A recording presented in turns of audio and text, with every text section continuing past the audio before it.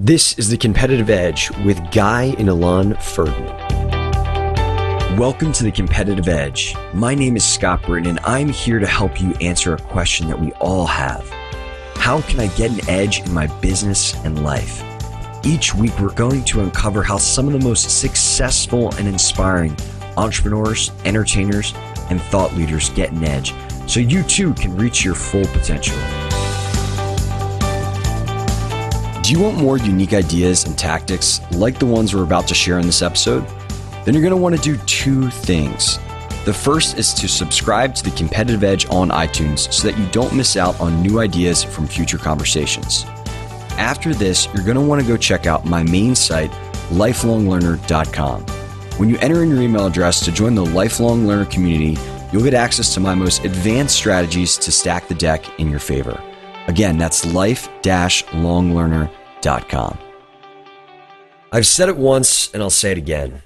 Whether we're talking about achievement or happiness, it's really all an inside job. To win in business, you need to win in your mind. And today's conversation is all about mastering the internal dialogue and focus that really shapes our world experience. I am so fired up to bring two of the most stout guys I know in terms of mindset, Guy and Ilan Ferdman from Satori Prime. You might have heard of these brothers because their company, Satori Prime, is one of the preeminent thought leaders and companies in the Facebook marketing and social media space. They work with some of the best marketers on the internet, and I don't know a lot of people that can say that. But what not as many people know about Guy and Ilan is the mastery they have of the engine which fuels their business, their mindset. Today, we're going to unpack how they shape their worldview, think about their business, think about their experiences, and maintain mastery over all these things, no matter what crazy things get thrown their way. With a new year upon us and this natural time to really set the vision and intentions for this upcoming year, I can't think of a better time to listen to this episode. Without further ado, here is Guy and Ilan Ferdman.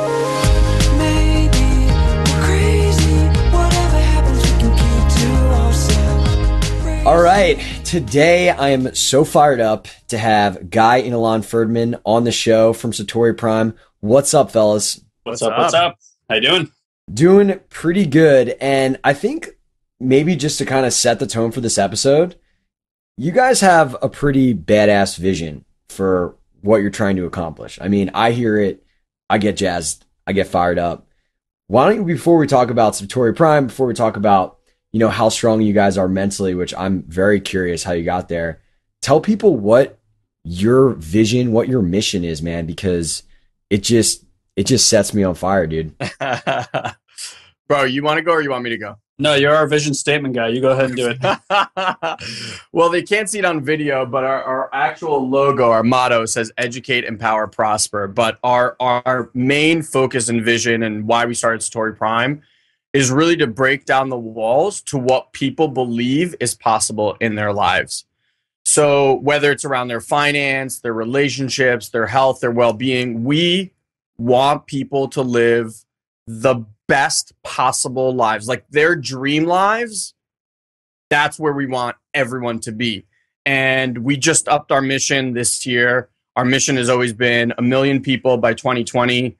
And Guy had an experience and was like, playing too small, we're going for 100 million. So our new goal is 100 million lives transformed by 2020, living a life that they jump out of bed passionately alive and loving everything.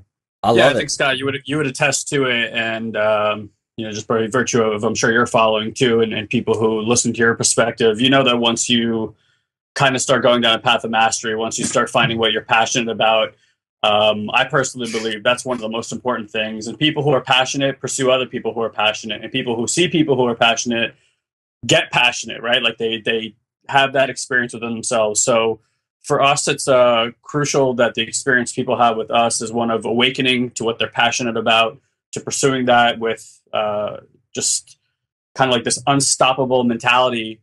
But ultimately, I really like to look at things in like the microcosm, macrocosm type of way. And if you really just look at the way that we're operating as a species right now, we have a system that doesn't allow people to pursue passion. But that's really what the internet, online entrepreneurship and modern entrepreneurship has changed in a really rapid type of way. And suddenly we have a way for everyone to express themselves, to make a difference for people, to pursue what they're passionate about. And honestly, we're just here to let people know they have a choice, not just in business, but in life and in their relationships and in just how they operate on a day to day. And I would be very happy. I don't even care if people make the choice so much as just the fact that they have an experience that allows them to have that choice at some point in time in their lives. Yeah. And, maybe we can unpack this. I mean, we were talking about this a little bit before the show, but I feel like it's just like so the way that society is set up, there's just this expectation and this like bucket of like where you're supposed to be. And more so than like lack of capability, that's really what prevents people from going and doing badass things. Mm-hmm. I don't think that we have something that others don't have. All three of us. I mean, granted, you can say each person has their own experiences, but I don't believe like one of our mentors said this thing, if I cut someone open and I looked inside their blood, I'm not going to find like millionaire or alcoholic or, uber successful or whatever. It's just like we all are here with the same tools, quote unquote. I think what's been given to people, and this is the choice that I think Guy's alluding to, that people are completely unaware of, is the world that our parents and grandparents lived in is not the world that exists today. And people are still trying to live like that's the world that we're in. There are incredible tools, whether online, offline, from where we're all from like a marketing background. There's incredible marketing tools. What you can do today in 3-5 years is what a company tried to do over 30 years, 50, 70 years ago. So if you have those options, and I was just talking to this young 21-year-old kid who's learning graphic design, and I was trying to mentor him a little bit. And I was like, look, get out of school and learn how to market yourself. Screw all the other stuff, like learn how to market yourself, because that's what's going to differentiate you. There's going to be thousands of graphic designers, but if you can build a brand for yourself, then that amount of time that you spend 3 to 5 years versus you being a desk jockey for someone for 3 to 5 years, like in 3 to 5 years, you're going to be at the very least a multiple 6-figure, if not 7-figure earner, versus building someone else's company. And at most, after 5 years, they'll make 100,000, like in the best case scenario ever. And then what? And you're like, well, this sucks. Now let me. I mean, I'd say at the forefront of that is just technology's allowed us to leverage time in a different way, right? We can now nearly duplicate ourselves and create these automated processes where you're still communicating and building relationships with people, where in the past you really didn't have that opportunity. Or you were writing a letter, or you were picking up the phone, or you were meeting up for dinner. And not to say that those things aren't valuable in today's world also, but it's there's only so much time in a day, and everything consumes time. So it's incredible how you can run a multiple 6, even multiple 7-figure business with just me and Elon and a few, people outsourcing our different things to our company, versus having to hire 40, 50, 60 people full time and, leveraging our time in a completely different way. So it's even amazing to me from when we got started online to 2011 to today, and how much easier it really is to get things going, to build a personal brand, to have the technology at your fingertips that allows you to really just express yourself, right? Like that's a critical thing for humans, is self-expression, power, and freedom. Absolutely. And in any area of life where you're not experiencing all three at a high level, you pretty much have your foot in the ground waiting to die in that area of your life. Yeah. So, I think what business does, and why we're so passionate about people having their own businesses, their own brand, their own self-expression, is it gives you a game to play, right? Like humans love games to play, and it gives you something that's critically important to you, almost to the point where it's like, it's as important to you as you breathing, as your life, the success of this business. And when you have a vehicle where you're pursuing something, the best of people comes out. At least they get challenged in a way where they're willing to move past those challenges, where in other areas of life, they're like, I'll just sweep it under the rug. Yeah. You can't do that when you're an entrepreneur. Yeah. Absolutely. I'm really curious. I mean, you guys are totally I know there's been a ton of hard work, and you know it hasn't been overnight success, but I mean, Who told you that? It just happened like this. It's like lightning in a bottle, right? No, we named the website. Boom. We found this thing. It's like, remember, like on a Nintendo, A B, up down, left right. We found that sequence on a computer, and it just started magically spitting out money. It was amazing.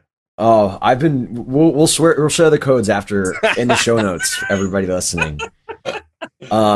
But in all seriousness, I mean, you guys sent over some of the names of people that you work with, and call me out if I'm wrong. You were not like doing Facebook marketing from the day that Facebook started, and very quickly you guys have established yourself as one of the preeminent thought leaders, businesses in the space for people who, you know, I know you guys do more than this, that's for sure. But for people that want to kill it on Facebook, Satori Prime is where they go. Yeah. It's shocking, I think, to both of us, to be honest. But the secret is not really a secret at all. It's the same thing that, you know, you did back in school to become captain of the Princeton team. It's like, it just work. Consistent, everyday work. There's not a day since Satori Prime started, actually before Satori Prime. This was Guy started about 6 months on his own before we built Satori Prime. There's not a single day that we have not been marketing on Facebook since. There's not a single day that money has not been spent since. There's not a single day we're not figuring it out and working on it.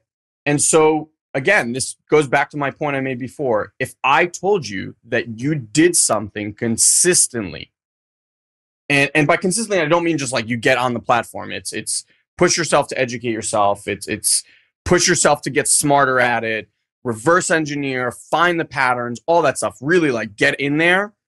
But if it took us 3 years of that consistent work to get to that level where we literally work with the top names, if you know anyone in the online marketing world, I mean, just a name drop here, not to be a dick, but just a name drop, like people like Frank Kern and Todd Brown and John Benson, like these are massive names. We run their traffic right now. If you told me that when we started dicking around on Facebook, that's where we'd be, I literally would have laughed in your face. So it just I think it also goes to show as to how you can leverage your time today. Also, I mean, we're obsessed with this book, Robert Greene's Mastery. Amazing book. Yep. And it talks all about apprenticeship programs and how people really mastered things in the past, and the idea behind 10,000 hours. And in the past, it's like if you wanted to master something as a child, you kind of did a lot of different things. Then you know, there's something that you were a little bit more passionate about, and you went and you became someone's apprentice for 7 to 10 years, which was approximately 10,000 hours of apprenticeship. And then once you mastered that craft, it's like your self-expression went into it, and then that craft became your own. And that's kind of how it is, right? You model other people till you find like your own way of doing it. Elon and I always make the analogy to like learning a new dance. Like if you were learning salsa, you'd like look at your feet, you'd count the steps, eventually your head would go up. And eventually, once you've mastered the salsa, it's no one's going to dance the salsa the way you dance the salsa. And that's kind of the same thing with entrepreneurship. You model people until it becomes your own. And that's what we did, you know, and eventually just the way that we thought about marketing, the way that we thought about doing stuff online was just a little bit of a variation enough that to other people that was like, wow, that's really smart. And when we first put our stuff online, I mean, we put up something that probably like other people made $10 million with, like a stupid little idea that we made $37 per sale on, you know, and because we just didn't even realize what we had invented at the time. And it just, I don't know. All I could say is just find, and I always remember being younger and looking at people who were like artistic or dancers and really knew what they wanted to do, or like people with like some kind of instrument. And I was always really jealous of them because I knew that if I had ever found something that I was really passionate about, I could go and pursue it and become this like amazing master at it too. It just took me till I was 27 years old to find it. But I would say that that's probably the most worthwhile thing for anyone to do. And most people won't go there because going there, they're going to have to deal with a lot of fear. There's a lot of fear, overwhelm, and frustration in the beginning. And they let those conversations drive them, right? And if you can just say the things that I'm afraid of or the things that I'm really passionate about, and I should just go do it anyway. I'll feel amazing about myself. That first step is the hardest part. Yeah. Yeah, absolutely. And, I think this is a really good segue because I know the answer, but people might be listening to this conversation and they're like, all right, you guys are clearly passionate about this. If you've worked every single day in some capacity for the past 3 years to get what you are, but we're talking about inspiring 100 million people and you guys are doing Facebook marketing. How does it all fit together? It's a really, really good and smart question, because our vision, like I said in the beginning, break down the walls to what people believe is possible. Ideally, what we want to do and what we're launching right now, literally, like we're now in the first launch phase of this process, is our first ever personal development product, which we've called Mindfluence. But our mission was to impact people, right? Like transform people's lives. Where do people struggle most? It's 3 areas. It's finance, health, and relationships. But finances is the one that I think is always the immediate one, because until someone gets their finances in place, their entire conversation in life is me, take care of me, which is just a natural human thing, right? Like when we were living in caves and you were out in the woods on your own, you're not thinking about, I'm going to go kill an animal and feed this village over there. You're like, I need to feed myself. I need to get shelter, right? It's me. So what we found is when we were building our business, Facebook helped us grow our business really, really fast for very little money. It was exciting. And we thought, hey, what if other people knew this? Then they have options, right? Then they're not dealing with the grind. They're not doing the same crap that everyone tells them they need to do, because for us, that was a big wake-up call. And that just kind of rolled down the hill, right? And now, look, like 3.5 years later, we're kind of coming back full circle to really what our intention is to empower people. And now we've built a stage for ourselves via Facebook marketing and our training platforms to now say, look, as good as we are in this, we're way better at this.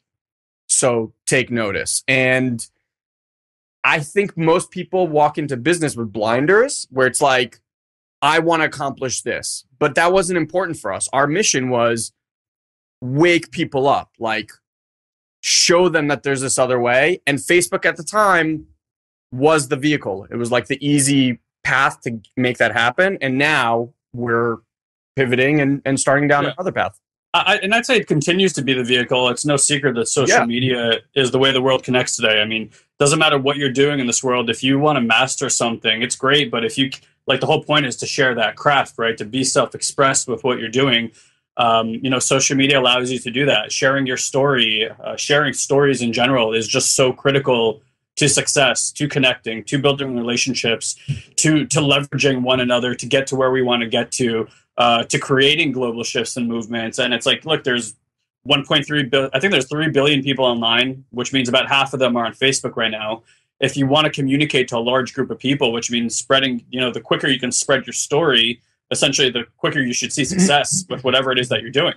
I don't care if you're breakdancing, you still have to share your story about breakdancing, right? Like, it's why people love things like American Idol and all these like music shows, is because it's not, the voice is like the self-expression of the story, right? That's kind of what we get. These people tell us their stories, then they sing, and it's like that emotion coming out about that story that they have, but it's that sharing of the story. Now, these people get into mega success so quickly. Why? Because they get to share their story with a lot of people. Yeah. So you definitely, I think we're lucky that we got into social media the way we did. It was happenstance. It was circumstantial. I mean, I don't really believe in coincidences, so it is what it is. But I still think it's a really powerful platform. But our main goal this year is to stop being seen as great marketers and to start being seen as great, like, personal trainers, like life personal development trainers for people who are also really good at marketing. So that's kind of the pivot we're looking to make this year. I think one of the things that you guys can really teach people, and I know you see the value of this, is one of the things that as an outsider looking in, as I see you guys and what you'll be able to accomplish, is man, you have vision. You have a vision, right? And not only is that vision there, but it's big and it's compelling. 100 million people. And you've linked up what you do, which a lot of people might miss, right? And that's why they don't have a strong why, is because they don't know how to link up their vision properly with what they're actually doing in the day to day. Yeah. I mean, that to me is like looking at you guys, like these guys have hit the nail on the head. That's their secret sauce for busting their ass for 3 years, is because they know where they're going, they know what they're working towards, and they have it all fitting together nicely. Yeah. I mean, bro, do you have something? No, go ahead. Go ahead. I want to just give you guys like a quick way of looking at stuff that I think it just separates a lot of how we do our thinking versus a lot of how I see average thinking happening. And it's not to put anyone down, just a different way of looking at things. So most people believe that the actions that they're taking or who they are in the present moment is a function of their past, right? The way that Eli and I look at it is who we are in the present moment is a function of the future that we're expecting. So let me give you an example. Like if you were, you're in New York City right now, right? It's cold. December, it's Snowed January, this morning.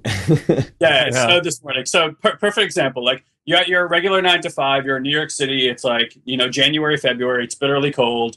Phone's ringing off the hook. Too many emails. Boss is riding you to get this project done, and you should be miserable. And because it's Friday and you just want to go home. But on this Friday, you're not miserable at all because you have 2 tickets that are taking you to your, I don't know, favorite destination spot. Let's say Costa Rica or something.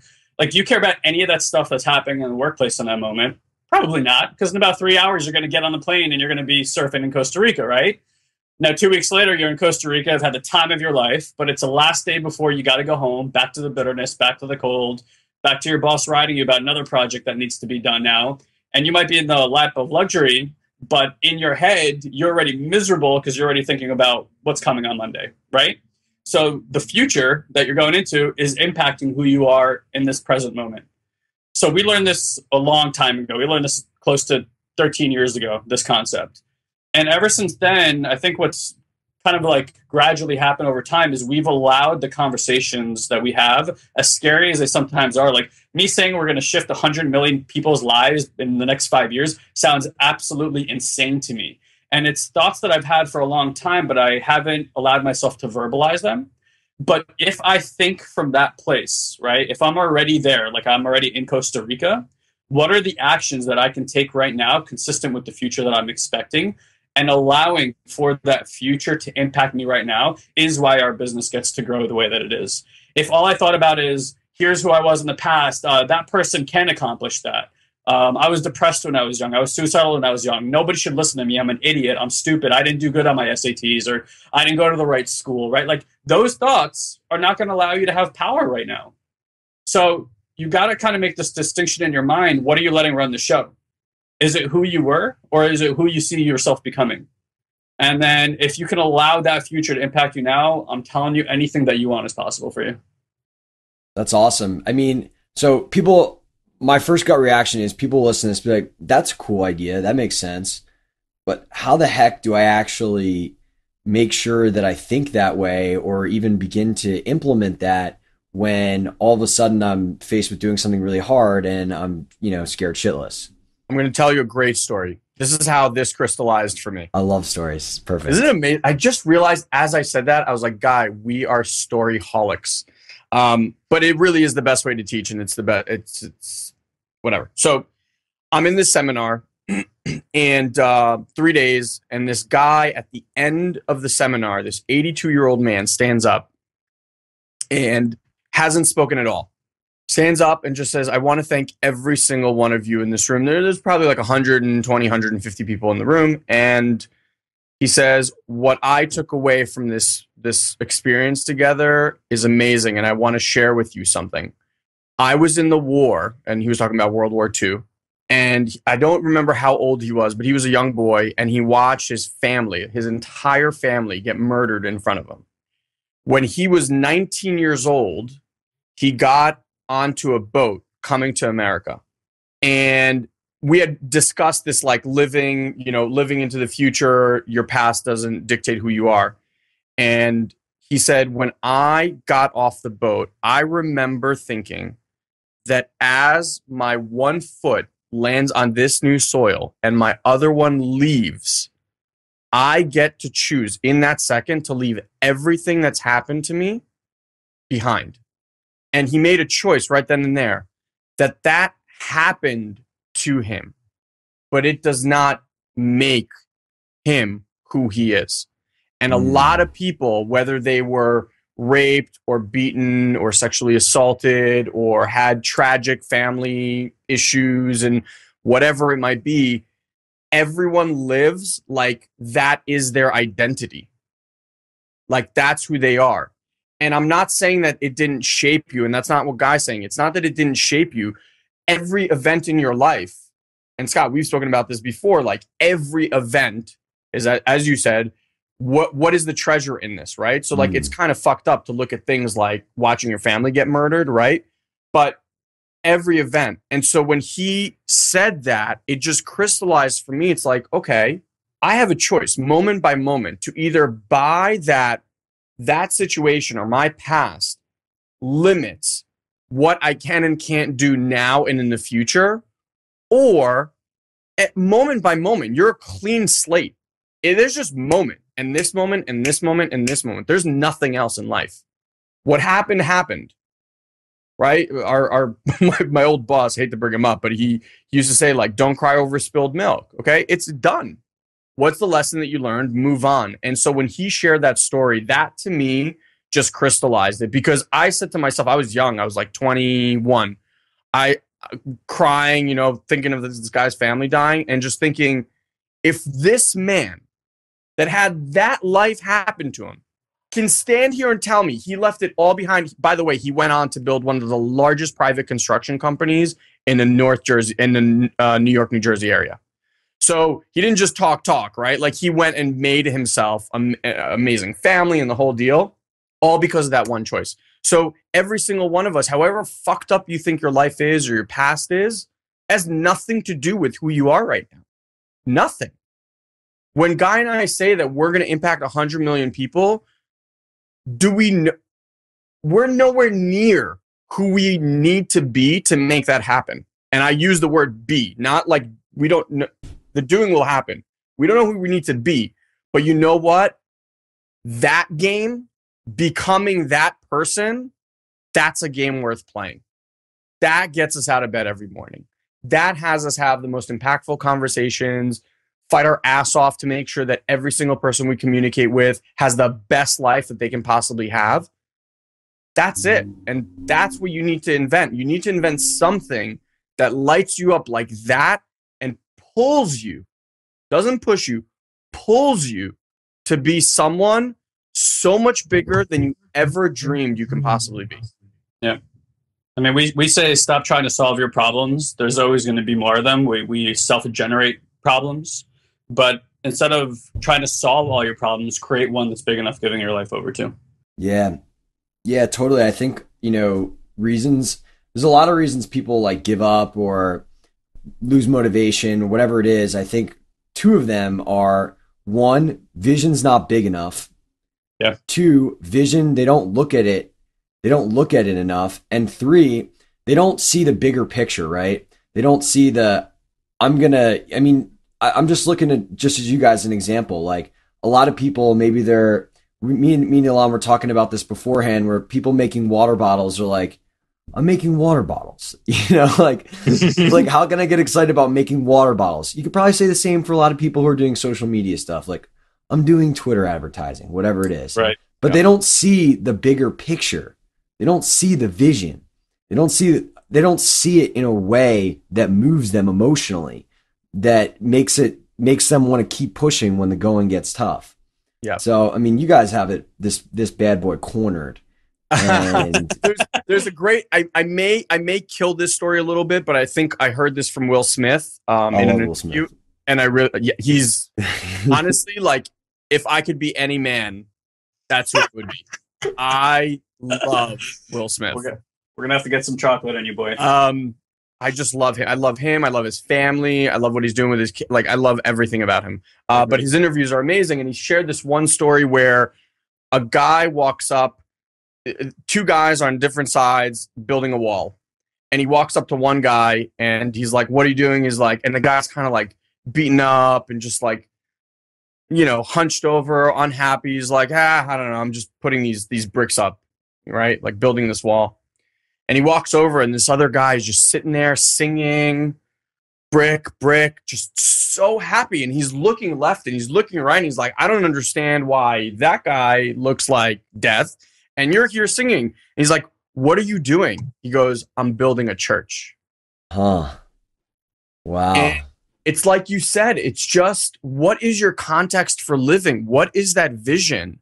And look, if our context for living, if our business goal was to build a Facebook agency, I don't think that I'd get up in the morning fired up. I really don't. But that's not what the goal is. It's just we've been open enough to see the opportunities when they arose because we weren't locked into just fulfilling one thing. And everything was a learning process and a growing process, etc. But ultimately, like, our thing is 100 million people, 2020. Man. Yeah. And I really do think, if you're in a place in your life where, what we just shared before about reacting from the future versus your past, it's because you've put your past into your future. Somewhere along the way, something happened, something traumatic, and you made some kind of decision about yourself, but instead of leaving it in the past, you misfouled it into your future. And then you're still being impacted, right? From the present to that future over and over again. It's what creates that hamster wheel effect in life. Yeah. So what's not complete over there is that's not complete yet. That area of life is not complete for you. And there are countless things you can go do to help yourself get that complete. Most people turn to psychology. The only issue I have with psychology is that all it asks is what's wrong with you. And it points to it all the time, and it victimizes people instead of giving them a solution on how to break free of that so they can acknowledge that it happened without having any emotional feedback about it. But if you go to do Hoffman process, Landmark Forum, a lot of people have done Tony Robbins programs. I mean, there are definitely programs that will complete that for you so that you can be literally free of it and then create space in your life to create again. Because you, as an adult, I think what I see for most of them is they forgot that they're creators. We're co-creators. We participate in the creation process. But along the way, like, possibility goes away because we have a civilization and a structure and an educational tools that tell us how to be instead of having us pursue who we are. So this is the kind of stuff that when you start letting it go, a lot of people have an issue with letting go because it's so integrated into the identity. They don't know who they are if they let it go. And that scares the fuck out of them not knowing who they are. But it's an exhilarating thing to not know who you are. The best entrepreneurs, the most powerful people that you know on this planet are people who've gotten very comfortable with being uncomfortable. Yeah. And then living your life on that edge and knowing that the two can't be separated. So the mind is obsessed with creating these distinctions and these separations.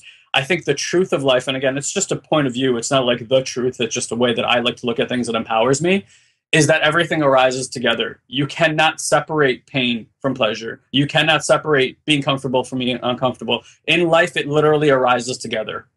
And if you start understanding that, and this is kind of more of a spiritual concept, but if you really start having that experience, you're just okay with whatever there is in that moment, and you just surrender over to it, and there's just not a lot of pain around stuff anymore. And because of that, life takes on this speed and velocity in which you can move through things very quickly.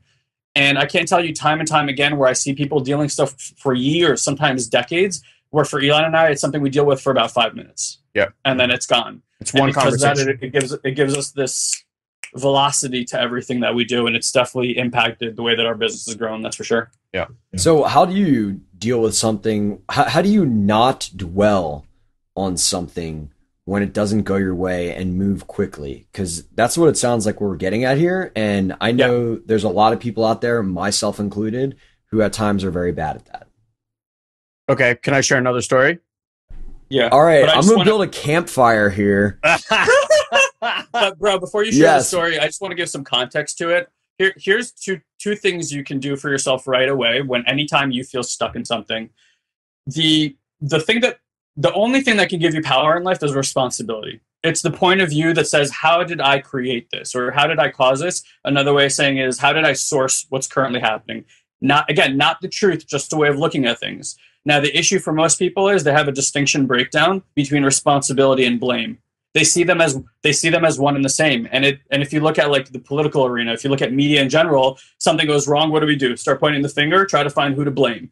Now, when has that ever created a solution? Yep. Can anybody think of one example where something has ever happened, we found the culprit and that created a solution, or ever made any dent or change or transformation in the way we live our lives? Not at all.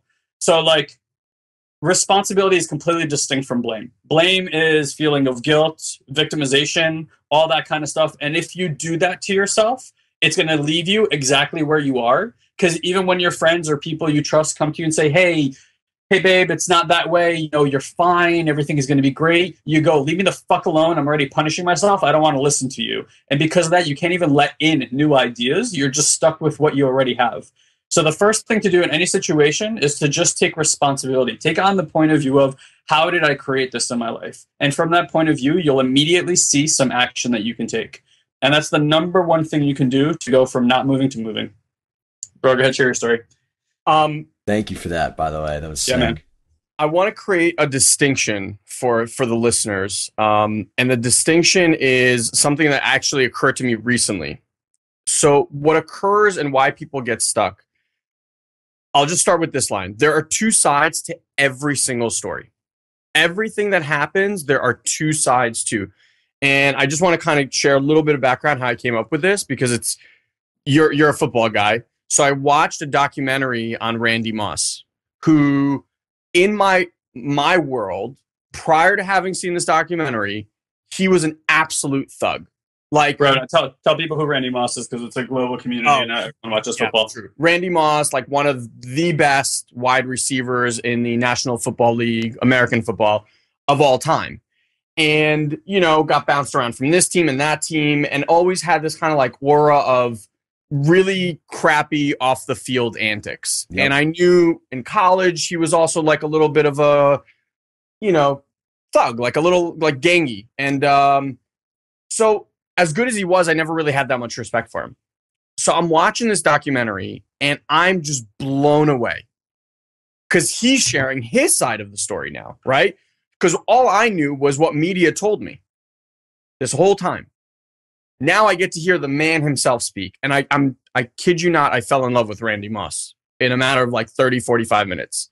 His story, what he went through to become who he became, with the media trying to make him what he wasn't all this time, was astounding to me. And I remember sitting back and thinking, wow, there are two sides to every story. Now, why do I share that with you? Because in your head, there's always a story being told, okay? Now, in Randy's case with me, the one that I bought from the media had me think that he was a douchebag. Yep. The one that I heard from him directly had me fall in love with him. Now, I just want to make the distinction. One is not more right than the other. I wouldn't argue for one over the other. But what you as an individual have moment by moment by moment is that choice. Something happens in the brain, a situation occurs, you make that situation, you give yourself some sort of story. And that story is either going to have you hate, be angry, be frustrated, be jealous of a certain situation, or it's going to make you love, be passionate, be in fire. And neither of them is right. Neither of them is right. But the choice is, where do you want to play?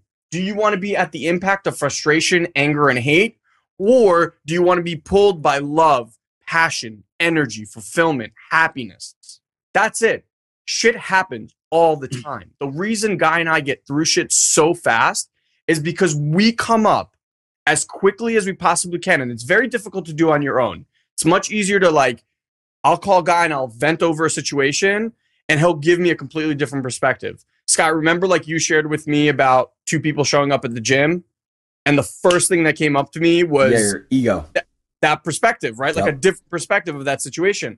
Because if you can train yourself to find that perspective in every single situation, it's not like one is the reality and the other one's this bullshit that you make up. They're both bullshit. But one bullshit is going to make you be amazing, and one bullshit is going to put you in the ground dead real fast. And that's your choice every single moment by every single day. Absolutely. I mean, language, I would say perspective is power. How many perspectives you could have over any single situation is power. And then live the perspective that empowers you the most. And language is your tool for creation. So Elon and I are not religious people at all. We would call ourselves spiritual people. I know that means a lot of things to a lot of different people. But I think there's a reason that the first words in the Bible are, and God spoke. Because prior to God speaking, there was nothingness. So like the act of speaking is what creates reality. And if you want to quote unquote prove this to yourself, you go read Helen Keller's book and you look at her describe life prior to language. And then the moment they started teaching her language and the first word came into being, it wasn't like the word came into being, all of life came into being, like sky, trees, water, oceans, like everything. She just suddenly understood the reality of life, like within a second. It just all comes into it. So really what you say is what you're going to get in life. And the things that you put on repetition, mostly the things we complain about, are the things that we dislike the most, but we're the ones keeping them in place. There was an amazing interview on, I think 2020 or like 60 Minutes or something like that years ago with Morgan Freeman. And it was, they brought him on during Black History Month. And he is like pissed off sitting in his chair. Like he is PO'd. And the guy's like, what do you think about Black History Month? And Morgan Freeman's like, it's fucking ridiculous. And he's like, what do you mean? He's like, well, Black history is American history. He's like, why do we separate it? He's like, okay, well, what about racism? He goes, that's still an issue. He goes, yeah, it's an issue. He goes, why do you think that is? He goes, because we never stop talking about it. He goes, how about you just call me Morgan and I just call you whatever his name is, John, and you stop calling me a black man and I stop calling you a white man. Like the language creates a distinction. The language creates the separation, right? And if we didn't do that, we literally would not see the difference from each other. If we had a generation of kids that we didn't say, this is black, this is white, we would just say, this is human, there would be that wouldn't even exist. Yeah. We wouldn't even know it. Man, I mean, it sounds like you guys have studied NLP, at least when you said file away in your brain, it made me think of that. And one of the concepts that I really like is just this idea of like effusive or transformational vocabulary.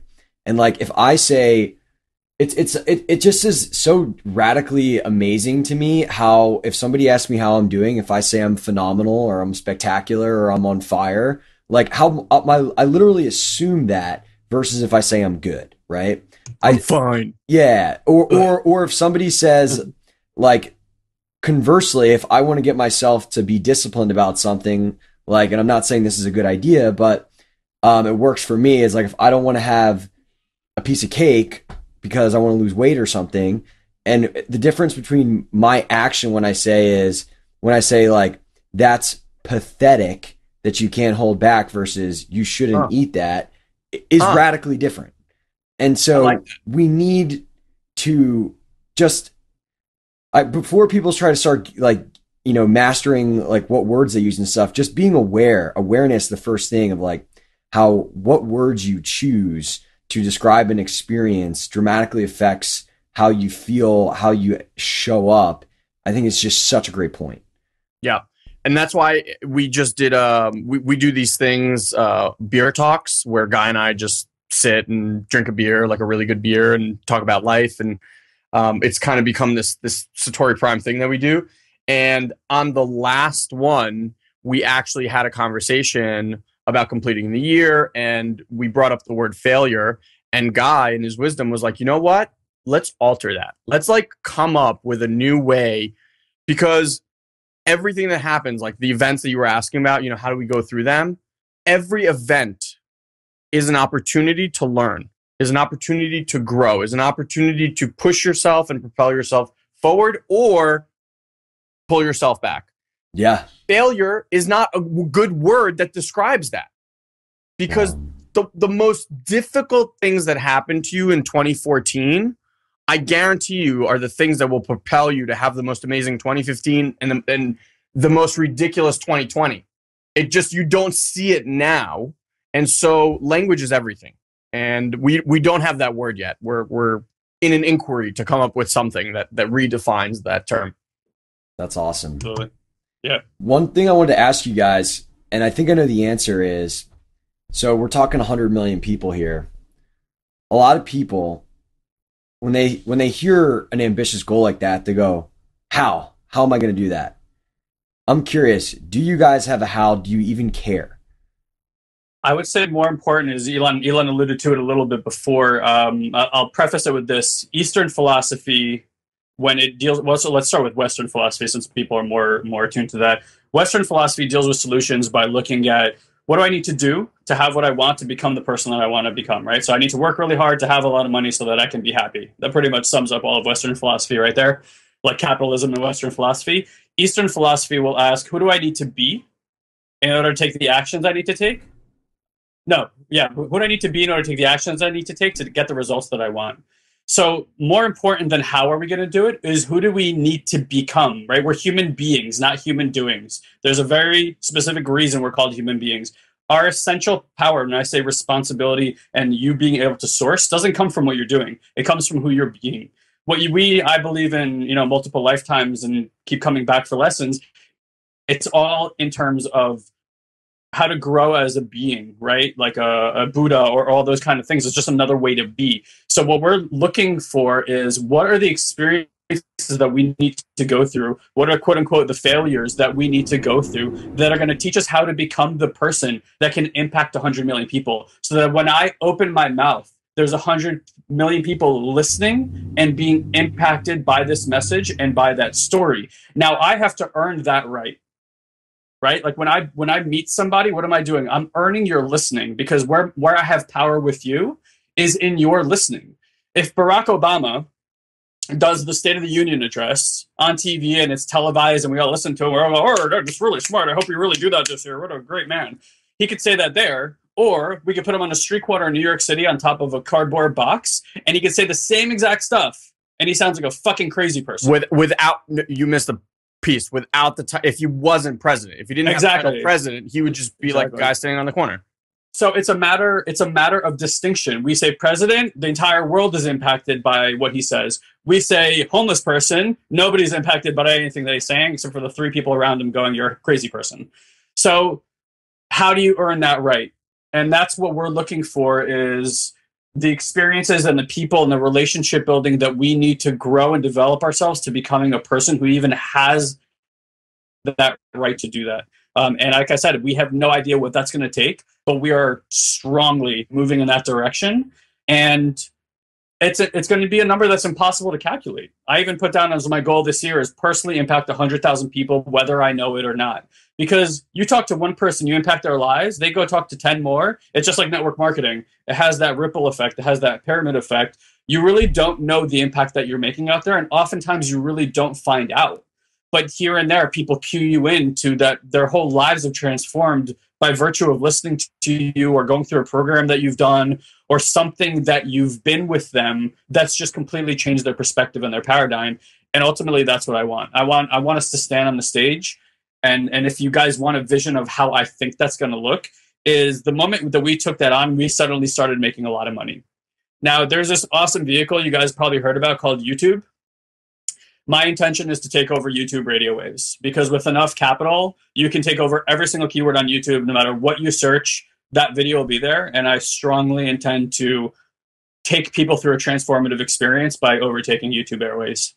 Nice. So we'll see what happens. But again, with enough capital, that's possible today. I can broadcast messages to the world, but I have to earn that through something. And what we're developing is, what's the conversation that we want to have that gives us enough credibility with people that for one moment I say, you know what, just leave your opinions alone for 5 seconds. You can have them back if you want, and listen to this way of looking at the world, and just try it on for one day and look through these glasses. And then you have a choice to make. You can live what you've known all this time for eons, millennia. We've been doing it this way and the results are the same. Or here's another way of doing it. Just try the jacket on and see if it fits good when you walk around. And that's all I want to do before I die. Yeah. Wow. Well, I'm fired up.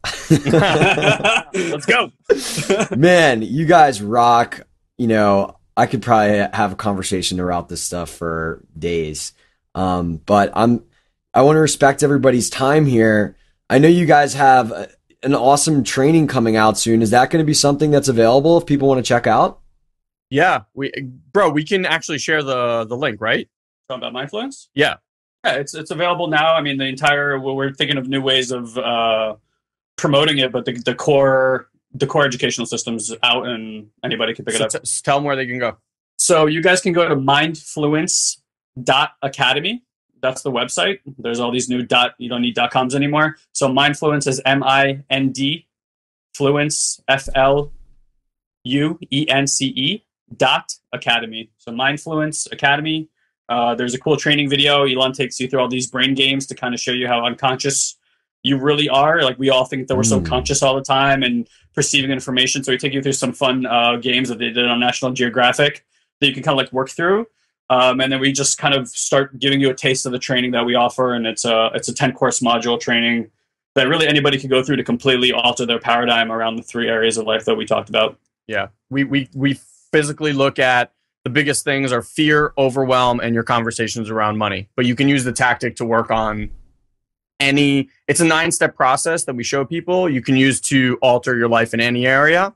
But the examples we use are the ones that we hear about all the time, which is fear, overwhelm, and money. Yeah. Wow. So up until now, that's only been available to like our highest and mastermind students. Because when we deal with people at high levels, we literally will not talk to them until they go through the training, because we want to make sure that when we coach them, that we're coaching them from high level distinctions and not from dealing with past and little 5-year-old conversations. We really want to deal with much bigger things so that they can just expand faster. And this is the first time we've made it public. So yeah. That's amazing. And if people want to check out your podcast, which is awesome, and all the other stuff that you guys do, what's the best place for them to go? So you can always just search for the podcast. It's called the Performance Enhancing Podcast. But if you want to follow us or find out what we're up to or where we are with our goals or whatever, you could just go to satoriprime.com, and that's it. You can find everything you want about us there. Love it. Guys, thank you so much. So pumped to watch you guys just skyrocket, continue skyrocketing, rather. Thanks again, fellas. It's been a real treat. Awesome. Thanks, man. Thanks for having us. Appreciate the stage. Yep.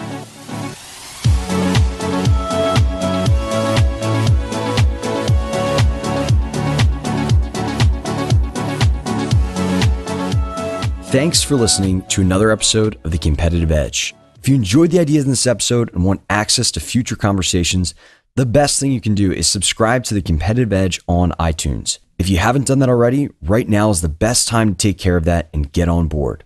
And while you're there, if you feel like this show has made a positive impact on your day, it'd be great if you could leave us an iTunes review so that more people can find the show. Now, I know we covered a lot in this episode, and there might be a few key ideas or tools that you want to remember. So we went ahead and compiled all of the notes and links mentioned from this conversation for you on lifelonglearner.com.